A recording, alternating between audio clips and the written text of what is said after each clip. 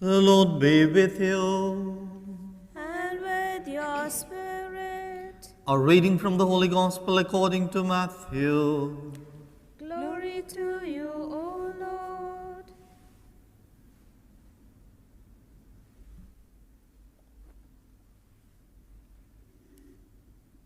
Jesus exclaimed,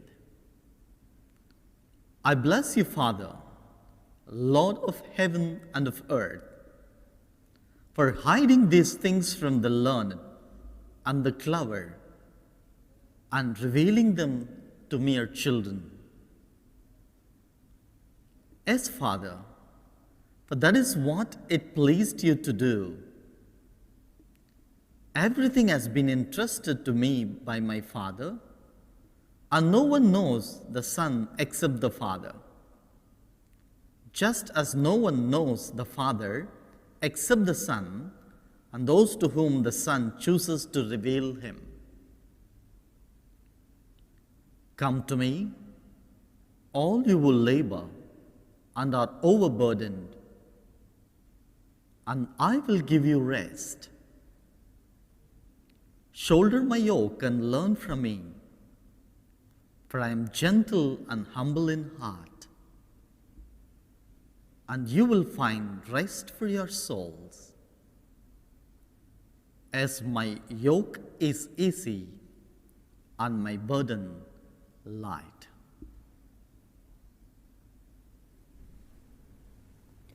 This is the gospel of the Lord. Praise to you, Lord Jesus Christ.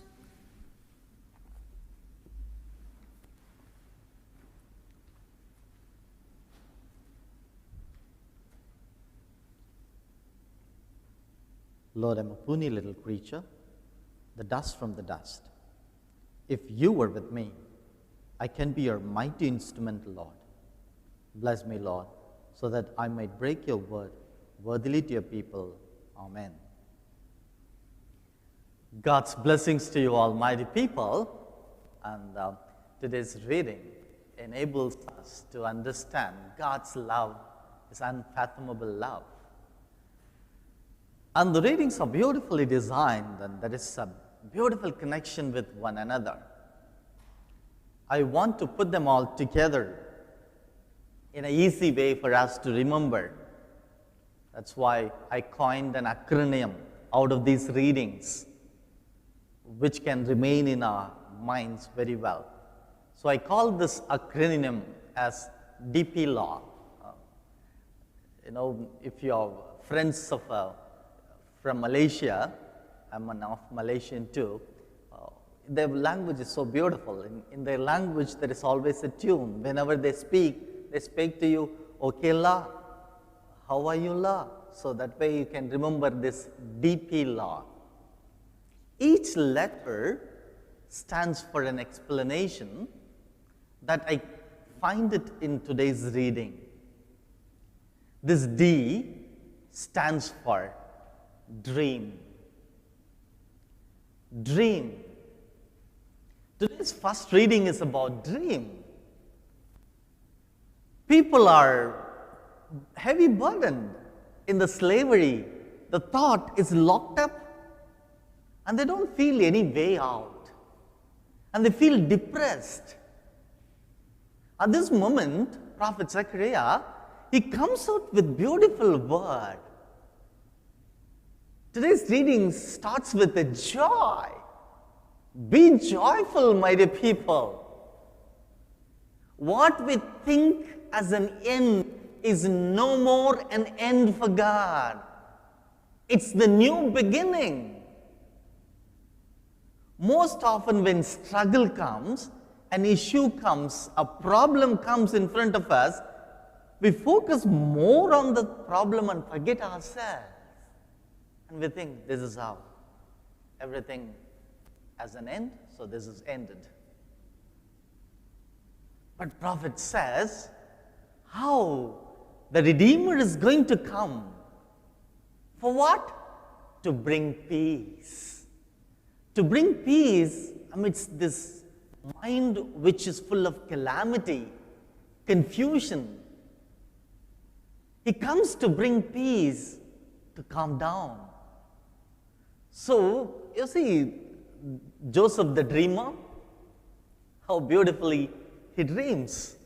Amidst all the struggles, he doesn't focus on so much of his struggles. He doesn't focus on even the darkened well is not his focus. His focus is always on the positive dreams that he had in his life, and faith and hope on these dreams. My dear people, create positive visualizations about how things are going to change. Even when Jesus announces about his death, before that he prepares his disciples, tells them how the resurrection is going to be. It's going to be a little phase of suffering, but that is not an end. Dream of a great and limitless possibilities of resurrection and the celebration. So be joyful. Dream, have a dream of joy, happiness. And that's how beautifully the first reading portrays or comes to our heart. And today's responsorial psalm, I call it Pray. What you dream has to be expressed in words. Why?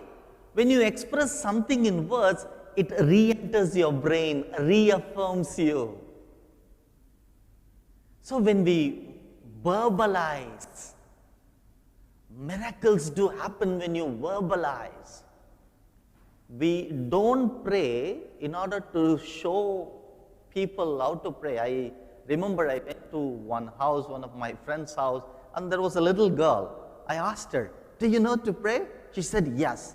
"Come on, let me see how you pray." She closed her eyes and clenched her fist and very tight, la la la la la la la la la la, top of her voice, she said, la la la la la. I said, "Oh, wonderful dear. What was that prayer?" "I don't know." "Who taught you to pray?" "That's how I see my parents shouting." And I told her, "Shall we do this way a prayer? Just say, 'Jesus, I love you.' When somebody says, 'I love you' to you, how do you feel?" "I feel very happy." And Jesus will also feel happy. Let's together say, "Jesus, I love you." And we both together said, "Jesus, I love you." After that I asked her, "How do you feel now?" I said something to Jesus. "This is prayer," I said. She was very happy. Verbalize. Today's reading in the responsorial psalm, if you see, there is nothing negative or nothing pleading. God, there is always in our prayer, we have a big list. This year, 2020, you have to give me like this. Now, all this happened. 2021, at least give me this. We have a long list of a lot of negativity. And today's, beautifully, the responsorial psalm tells about how forgiving you are, God, how compassionate you are, God, and a beautiful praises, a spontaneous praises of what comes from within, an expression, a verbalization of how you feel, how you are right now. So, prayer is a spontaneous dialogue that has to create joy and happiness when you pray. And that's how Jesus always took time to be alone, to talk to his Father, to pray, to express. My dear people, pray with meaning, even if it's of few words, meaningful. Yeah, we need to teach our children certain prayers that church teaches us. It's important. Why? Because it's like a grammar. It's a base. We need to learn. After which, you also, as they grow up, teach them to speak to God. Teach them how to spontaneously to speak to God. Once the base is created, help them to come with the flow from deep within. And they will know the meaning of prayer. It is not a forced prayer. It's a meaningful prayer that comes from within. So DP is not a display picture. It is Dream and then pray. Dream and pray. And L stands for love. Today's gospel reading is of love. Jesus expresses how he loves the Father, Father in turn loves him. And that's how he has entrusted certain things, the mission, the salvation. So that Jesus doesn't see it as a burden, it's a mission. So Jesus again tells, even if there are certain struggles on you, even though you view it as a burden, I won't give you burden. It's actually love. In love, you can deal. If you want to know how to deal, come and learn from me. I'm meek and humble of heart. My dear people, the word love itself is the most used word, either in the church or outside the church. But most often we neglect to teach our children what is unhealthy love and what is healthy love. We teach what is healthy touch and unhealthy touch. But we don't teach them what is unhealthy love and what is healthy love. Bible teaches. 1 Corinthians chapter 13, you read, what is healthy love? Unhealthy love is over-possessive. Unhealthy love sometimes goes to the extreme of hurting the other. Whom we love the most, we hurt the most. Unhealthy love is suffocating sometimes. Healthy love is compassionate, giving freedom to that person, independence to the person. Sometimes our children, when they receive unhealthy love, that is the one they give it back. And that's how most issues in marriages, in the families, because of this unhealthy love, they think they are loving, but they are suffocating the other. Sometimes once the couple is married, still the laws are attached, in-laws are attached, getting them suffocated. Jesus says, even if there are burdens, I don't give it as a burden, I give it as love. Even if you don't know how to handle it, learn from me. This is a healthy love. So my dear people, dream of positivity. What you dream, make it into words in your prayer. When you pray, you grow more in love. And finally, today's second reading says, act. Act. This is the time to act. Not acting in a negative connotation, is to do, getting into action. And that's how, in second reading beautifully says, if you can regulate your body into goodness, to do something good, automatically the grace comes on you. And you are going to live longer. Because by sin, you are inviting unwanted things around you. When you are able to regulate your life in proper dreaming, in proper prayer, and in love, and put them into action, your life is flourishing. So remember, my dear people, DP law.